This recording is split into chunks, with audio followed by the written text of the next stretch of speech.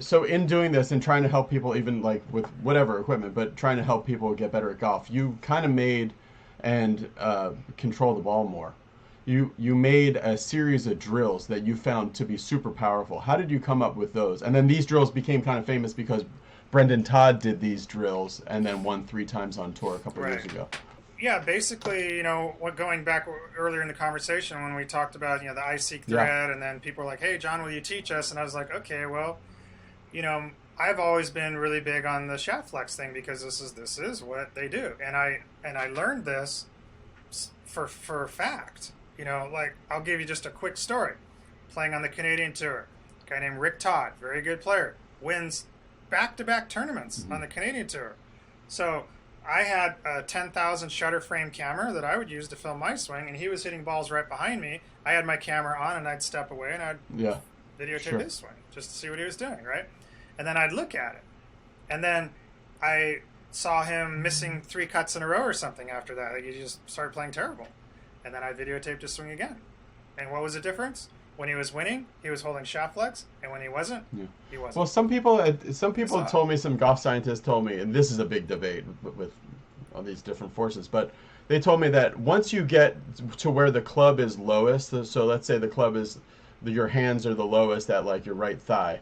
They say at that point you really don't, you stop doing force across the shaft and you start pulling up on it, and that's the thing now, to pull the shaft up and left, to so you're kind of pulling, you feel like you're pulling the grip off the club or the hosel out of the head.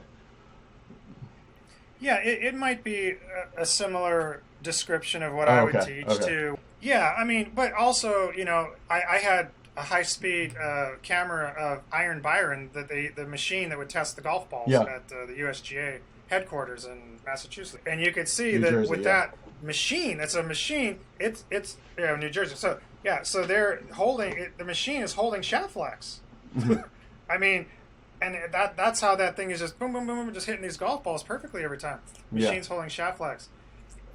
You could see Mac O'Grady, who was one of the great strikers of the 1980s, and he was holding shaft flex, and you could see it on the camera. So, Yeah. and then now what messed everybody up was Power Golf, Van Hogen's first book, because the shaft's going the wrong way. It's appearing to go this, like it's moving Drooping this way that way, yeah. in those pictures. Well, but as science and people found out later, it was a problem with the camera. It was called the rolling shutter, and with the rolling shutter, it distorts the shaft. And the iPhones will do that too. They have it use a rolling shutter. But if there are certain high speed cameras that don't have a rolling shutter, I think it's called a Global shutter. universal, Hmm. a global shutter. Yeah. So the global shutters will give you So accurate here's a picture. If of you the can shaft. probably see that. Here's Dustin Johnson, and that would definitely be with a rolling shutter. See the droop there? Can you see that? Yeah. Yes, it's a droop. Yeah, yeah, yeah. So you can't. You have to discard what you're seeing Right. with the shaft. If you're using an iPhone, a lot of these cameras, if it's going the wrong way, Dustin Johnson is not having the shaft Okay. that much. He may not be holding shaft flex at Yeah. impact. He may have And, lost and it. here's I assume Tiger. I he's think probably this would losing be it on the with way a down. global shutter. This because this is Yes, a that professional looks camera, correct. not Yeah. a consumer kind of deal. Yeah.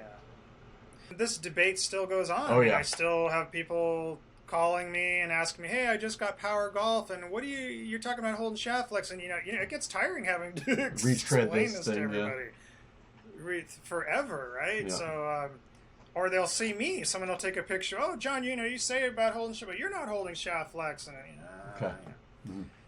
So, Well, John, would it be the but type anyway, of thing? Do you think that let's say this point on your right trigger finger, right?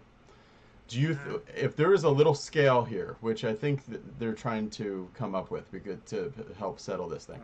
There's a little scale here on this part. Would you feel this get totally unloaded by impact, still have some pressure on it, or more pressure relative to what's happening through impact to your right trigger finger? What do you think is happening? more. So More, more all because the when way you hit through. the ball, it's certainly. All the way to impact, more. You get to impact. Now the balls and the shaft are compressing against your Yeah, finger, sure. right? And then you're going to try and hold that pressure as long as possible because the longer you hold, that ball in the club face, the more feel you have, and the I better think a the lot of ball golfers, if we saw them at responsibility that you impact, take and that I'm shot. upside down here, we would see right here at impact, it would be off of their finger. Like the club would have flung itself off of their right finger. Yeah. Yeah. So go on. I interrupted you, but And go on. So talk about these drills no. you were But talking about. So then you kind of realize that, yeah, okay, this is the thing, holding lag pressure. yeah. So the first thing I teach is a forearm rotation. Okay, you know, coming into the strike. So, and because there's a muscle there, you have to. There's no. It's no mystery that most of the great strikers had big forearms relative to their body. Arnold Palmer had Yeah. cannons. You know, Tom Watson, Jack Nicklaus, Ben Hogan, big, you know, strong. You see the veins are sticking out Yeah. of his forearm, you know, going through the ball and all this. So the idea of like thin, weak arms and just throwing the club at the ball through centrifugal force and just letting it. Is that So kind of what you're talking there's about right two- there? Is that kind of like we see? You know, I think the most famous teacher that does this, Greg Swingers. Manhattan, will be loose this way and Yes, like swingers. kind of like that, and just let the body move it. Yeah. Yeah. Okay, so there's two things you can do to play good golf. Okay, I'm on the side of holding shaft flex because this is what the greatest strikers Okay. do this. The other would be you're flexing the shaft on the way down, and then you're going to time the straightening of that shaft at low point. So these are the guys that have the long, slow, the Fred Couples kind of swings, right? Long back swing, slow feel, and as that shaft is starting, it's reached maximum acceleration halfway down, and now we're just going to time that straightening of the shaft through centrifugal force, boom, right to low point. So you think that was the big difference? And those are timing-based You think that was the golf big swings. difference when you were standing next to Greg Norman and some of the other Peter Senior and other people like that, and between what you were doing? Yeah, Okay, that's exactly it. Yeah, so they were holding shaft I was flex one through of those impact, and guys. you were trying to time it up. Yeah. Okay, Exactly gotcha. right. So that's the first thing you Exactly teach is you do so because a lot of people are teaching this kind of spanking release now, but you're saying no, you have to have some of this.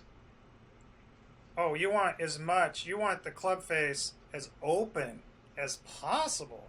I break the swing Oh, really? down into what I call the four parallels. You have the first parallel, the shaft at the top. We'll just call that parallel. Parallel 3 prior to impact. Impact. Parallel 4 is where the shaft is parallel to the ground. After. And then what we call PV5. We're not really concerned with going parallel to finish. We want vertical. So P position, vertical 5 at the finish. So that's what ABS is based upon. That's the lingo, right? I just speak in terms of simplicity: shoulders, torso, elbows, hands. Words that people understand.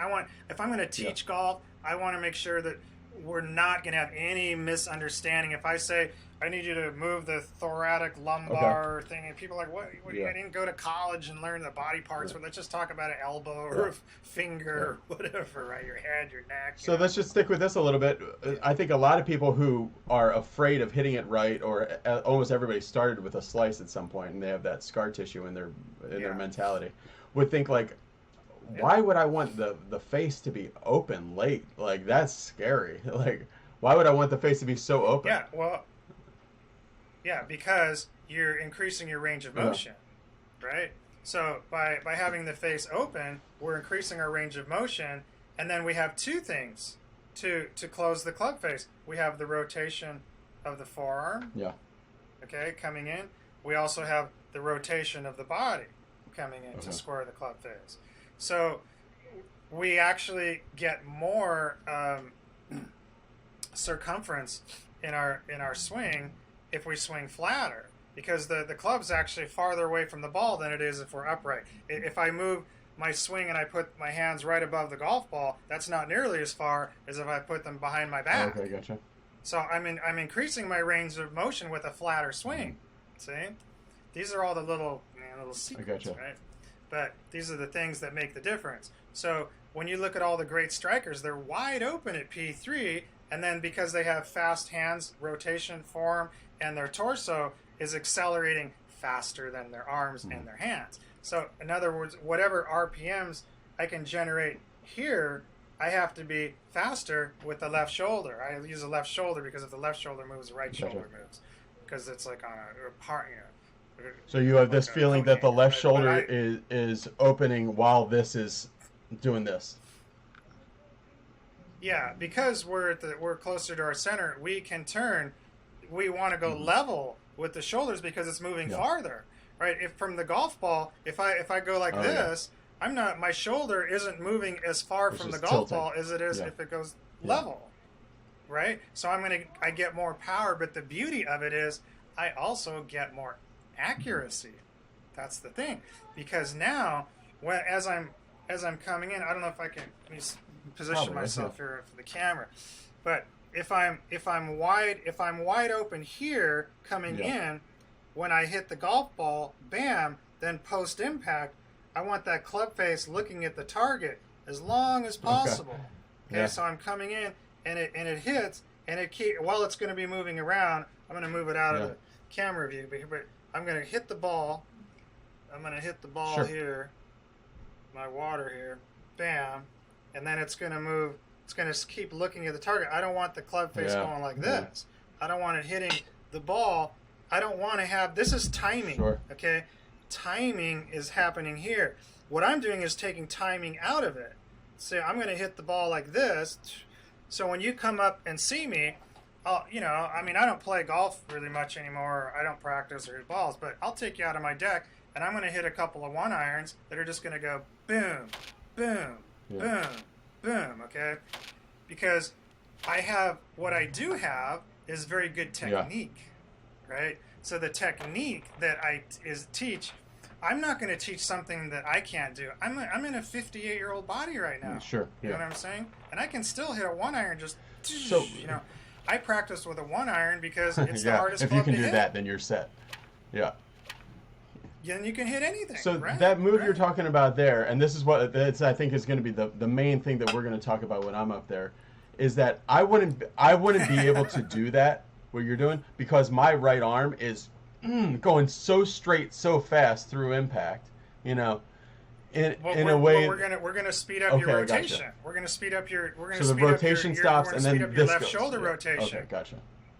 No, what I'm gonna do is you're gonna do this, and I'm gonna speed up your left shoulder. Okay. I'm gonna show you how to Okay. do that, and that's what we call module 3. And the second module, is about ground pressures. Okay, and what's really cool is I had never heard Yeah. anybody in any golf book ever talk about ground Yeah. pressures. And when I saw some footage of some of the guys, from my generation or before, and I saw what was going on the ground, Yeah. if in other words, if you were out in space and on the space shuttle and they put you out Oh, on yeah. the tether and they're a golf ball and you were going to try and hit it without being able to grip No. onto anything, you couldn't No. hit it at all. It's funny because now Right. So- they call it ground force reaction. That's like the number one thing that people have been talking about for about a year or about 2 years. Yeah. Bradley has, taken our power board. That it was basically a piece of shelf board. I just cut it at 25 inches wide. Put my feet on both sides of the board. So you're doing and then internal pressure. You squeeze the board this way as you do that all through your swing, even on your back. So you set your pressures, and Yeah. that's another module that we talk about. But we set the cohesive body tensions in the body. So this is a key for learning how to play well under pressure. This is why some guys are good under Yeah. pressure and others aren't. Okay, because when you get nervous, what happens? Tighten up. You Yeah. tighten But up. if you start tight, Right? then that's okay. Tighten up. So if Yeah. you start tight and then you swing, then when you get nervous, well, you're already tight. So I'm familiar with the But they always nervous say tight like thing, you 'cause this is how I they always practice say and you want to play. be like Sam Snead had like hot oil dripping through his body. You want to be like supple and soft so you can be fast, and that having tight muscles wouldn't be Well- fast. Or is that a misnomer? You think? No, that's a No. misnomer. Now, what you want to have, and we have a module that trains the wrists. Okay. Okay, so yes, we want soft and supple and flexible in the Mhm. wrists, but the machine, the motor that's going goosh goosh, and our structure and our arms are firm and full of structure, but the wrists, as they're going through the ball, the rotation. So the fast hands come from a relaxation in the wrists. So the forearm is rotating, but there's a difference between the forearm rotating and what's happening in the wrist hinges. Okay, so we have a drill, and most people will, if they grip the club firm, which is, I'm a big believer in gripping it firm. Okay. But like most at a people one, would be from 1 to tight 10, what do in you the like? wrists. You know, they always say from 1 to 10, the hardest you. 8. Oh, okay. Well, 8. 8 maybe. Yeah. So, however, because I'm firm on the grip doesn't mean that I'm not oily in the wrists. Okay? Most people, when they grip it firm, they go tight with the wrists also. So there's a skill set that we teach. It's in the Module 5. And we teach this skill set. There's drills. And it takes a long time to develop this. It's just like if you were to play the guitar. And I'm a guitar player also. But, you know, there's chords. And the first time you go, and like, what's this? And then that. Oh, this weird jazz chord in an augmented 7th. Okay. So what the hell's that? Well, it takes a while before you're going to go, da, ba, ba, and you're going to sit there and play, you know, some classic jazz tune or whatever, you know, or Stairway to Heaven, or you pick the song, whatever. You know, it takes time. So what I set forward is basically we're going to set the golf swing up into edible little morsels. Okay? Just like you would learn piano, guitar, whatever. You learn this, and they build. Module 1, boom. Module 2, the footwork. Now we add the internal pressures. Start connecting this with. Now we're down into the ground, and we're doing this, and we're building muscle strength with an impact bag, and we're training the muscles. And then Module 3, we go into the post-impact and start learning how to rotate our torso level and quick. And then there's protocols for where the hands are going. What are they doing?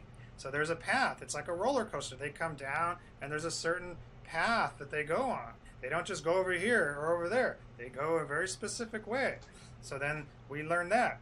And then we take a deep breath, and we go to Module 4. And then we start looking at swing plane, which is a whole other conversation. But swing plane, as far as trying to swing on plane, no. Do not try and swing on plane. It will destroy your golf swing. If there's one thing I can tell you, really, don't try to swing on plane. Try to do what then? Now, if you look at my swing, I made a video recently. I don't know if you saw it. I think we might have posted it on one of the social media sites, Instagram or something. If I spin this this slowly, it's going to droop down, sure, right? Yeah. Yeah. Right? So it's going to be going at a lower elevation, right? But as I go faster, right? Faster, it ends up level, right? Slow down. Okay. So what did I just tell you? I told you how to create dynamic swing plane. Your swing plane is created by opposing forces. So that back and forth, boom, boom, boom, boom, as this thing's going around. The faster I go, bump it back, it's not just sitting there trying to like swing on plane where I'm going to take the rock and then try and manually do this and looking at a mirror or something like this. I have to create this dynamically. So how we do that, okay, and here's a little tip for you. You want to come in at P3, the parallel before impact, you want to come in under plane. In other words, like you're hooking the ball, like you're hitting it out to right field. Okay, you come from the inside. We call it the 430 line. Right. In other words, if we had a clock, 12 o'clock, 6 o'clock, 3 o'clock, 9 o'clock. So we have this 430 line. We want to feel as if we go back, then we come down on the 430 line, and we hit the ball. Now that would send the ball way out to the right. Yeah. Right? Or if the post-impact, face was kind of turned down, it would hook it like crazy, right? Yeah. Yeah. So that would be like snap hooks or blocks, if that's all you do. So, my intention coming down is the 430 line. My exit strategy is the 730 line. Let's just make it really simple. You hook your way in, and you cut your way out. Gotcha. You hook your way into impact, and you cut your way out of impact. But the beauty of the cut your way out of impact is that because you're then going to go down the 730 line, you can then keep the club face looking at the target longer. Like so this. so if, So it if just this stays is square just as you're trying to moving get around. this, so this is all right, Yes. 730. So we're Good. hitting the ball to the inside, but then we're coming out of it to the inside as well. Yeah. From the inside and then away. Yeah. Right. Okay, good. Yeah. Right. Yeah. So that would be the sensation that you're trying to do. Now what you do, now here's the irony of this, okay? The irony of this is that if you do this, you end up with a golf swing that appears to be on plane. Okay. Yeah. Yeah. So when you look at me, you're like, John, he's perfectly on plane. Yeah. But there's a difference between me hooking my way in and cutting my way out, where I'm now creating this with pressures, than trying to just come through on plane with no pressure. Because then, if you have no pressure, the golf club can go off very easily. Either way, it can come a little bit this way or a little bit this way, and there's no pressure to bring it back. So where are these? Yeah. As soon as you make one little error at what are You're these cooked. pressures that are keeping the club in space where you want it to be? I know it's like the force across the shaft, but it's also the pressure in the legs and the arms, like all over the body. Is that what you're talking about? Or when you said there's no pressure, what are the pressures that you mean? No, what I'm saying, no pressure, is if you were to try and swing on plane. Like in other words, in the golfing machine, one of the drills is they would have you hold a double flashlight. Yeah. Tape two flashlights together so that you've got a beam going this way and this way, and then you point it at the baseboard on a wall. Yep. And then the butt end flashlight would come over. Garbage. Stop it. Because there's no pressures creating that motion, so it doesn't mean anything. There's right, yeah. It's like a roller coaster with no track. It's just going. Once it's off the track, there's nothing you can do. If it's going the wrong direction, you're cooked. So here, there's nothing to is pull this it right back. here? I have written down positions without pressure are useless. Then, is that right?